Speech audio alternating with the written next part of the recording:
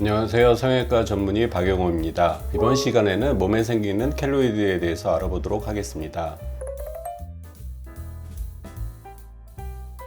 가슴을 여러분들이 이렇게 만져보시면 우리가 흉골이라고 하는 뼈 있고요. 뼈 있는 부분에는 굉장히 피부가 얇고 혈류량이 조금 안 좋다. 그러니까 조금 피가 잘 안 통한다. 이렇게 생각하고 그렇기 때문에 면역력이 떨어져 있는 상태에서 염증이 아주 강하지도 않고 또 그렇다고 없는 것도 아닌 이런 지속 상태가 되면 이게 퇴적물처럼 커지는 것을 우리가 가슴에 생기는 켈로이드라고 이해하시면 좋겠습니다. 상처가 생기면 우리가 처음에는 염증을 겪게 됩니다. 염증이 뭐냐면 피가 굳죠. 굳고 그다음에 혈장 성분이 나고 이게 딱지로 앉죠. 그 밑에서 이제 염증 반응이 일어서 세포들이 엉겨붙으면서 우리가 자라는 과정을 겪는데 보통 흉터가 남더라도 약간 두꺼워진 상태로 남고 더 이상 퍼지지 않는 상태가 흉터라고 하면 이 얇아지지 않고 계속 두꺼워지는 걸 우리가 켈로이드라고 보고 있거든요. 그래서 염증기, 상피하기, 증식기, 성숙기로 나누고요. 증식에서 성숙기로 넘어가면 이거는 흉터라고 보는 겁니다. 그래서 이 4단계에서 증식기가 계속되면서 옆에 조직으로 퍼질러 나간다. 이렇게 생각하면 우리가 이거를 켈로이드라고 이해하시면 좋겠습니다.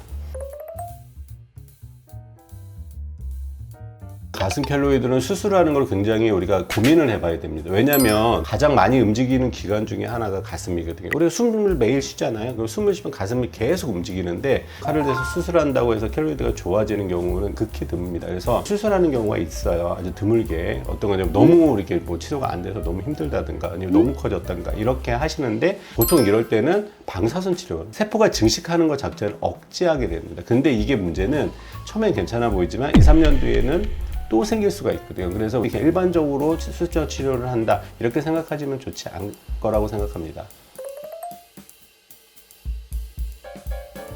레이저 치료는 켈로이드의 초기 치료에는 옳지 않다고 저는 보고 있습니다. 켈로이드 자체는 콜라겐 섬유가 덩어리예요. 압착된 그 조직이거든요. 그러면 이게 안쪽으로는 혈관이 안 들어가요. 겉에 혈관을 확장시켜서 스며들게 하는 전법을 쓰거든요, 몸에서는. 그래서 우리가 켈로이드가 막 확산되면 새빨갛게 돼요. 레이저로 이 빨간색을 없애주면 좋을 거라고 생각하지만 켈로이드의 콜라겐 섬유의 볼륨 자체가 줄어들지 않으면 모세혈관을 확장시키거든요. 그러니까 이게 의미가 없는 거라고 저는 생각합니다. 그래서 켈로이드를 접근할 때에는 우리가 볼륨을 얼마나 빠르게 줄여주고 밖으로 퍼져나가는 걸 방지하는 데 중점을 주시고요. 레이저는 그 위에 한번 고려하는 게 좋을지 않을까, 이게 개인적인 생각입니다.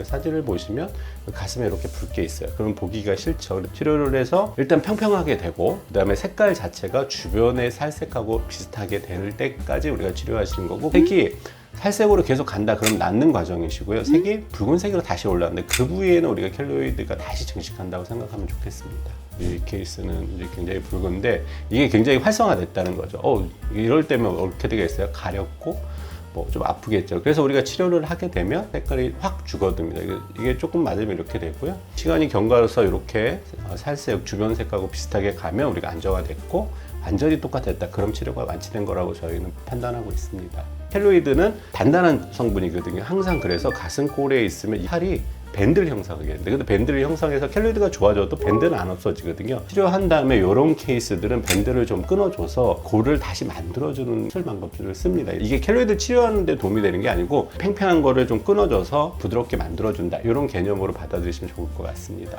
이 환자 케이스 보면 켈로이드가 가슴에 5군데가 있습니다. 내가 처음에 조그만 거 시작한 거, 그다음에 조금 오래 진행해서 좀 큰 거 이렇게 되면 작은 것들은 우리가 치료하면 주변하고 거의 똑같아져서 잘 모르겠어요. 근데 이제 큰 거는 이제 조금 흉터가 남거든요. 이게 뭐냐면 피부는 사실은 맨들맨들한 것 같지만 확대해서 보면 그게 엠보싱이라 해서 울퉁불퉁 하거든요. 그런 것도 있고 거기 피지선들도 있고 뭐 땀샘도 있고 털도 있고 막 이렇잖아요. 근데 이게 켈로이드 커지면 압력이 다 세지니까 이런 조직들이 다 망가집니다. 그러니까 초창기에 치료해서 없어지면 자기 회복이 좋으면 자기 원래의 상태로 돌아가기 때문에 주변하고 똑같기 때문에 우리가 찾을 수 없는데, 큰 거는 켈로이드 자체는 좋아졌는데 그런 피부의 기능을 상실하기 때문에 우리가 흉터로 보이는 경우가 있습니다. 그래서 켈로이드는 치료가 안 되는 질환이 아니고 치료가 되는 질환이니까 적극적으로 치료 받으시라고 사진을 보여드렸습니다.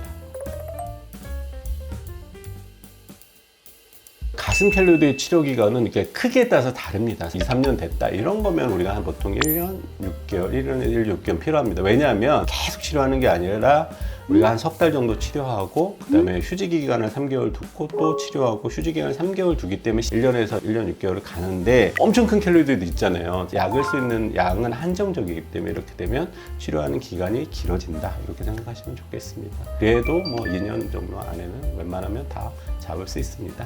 초기 와서 치료를 받으시면 흉터도 거의 안 났고 치료될 수 있으니까 적극적으로 치료하시는 것을 권해드립니다. 이상 성형외과 전문의 박영호였습니다.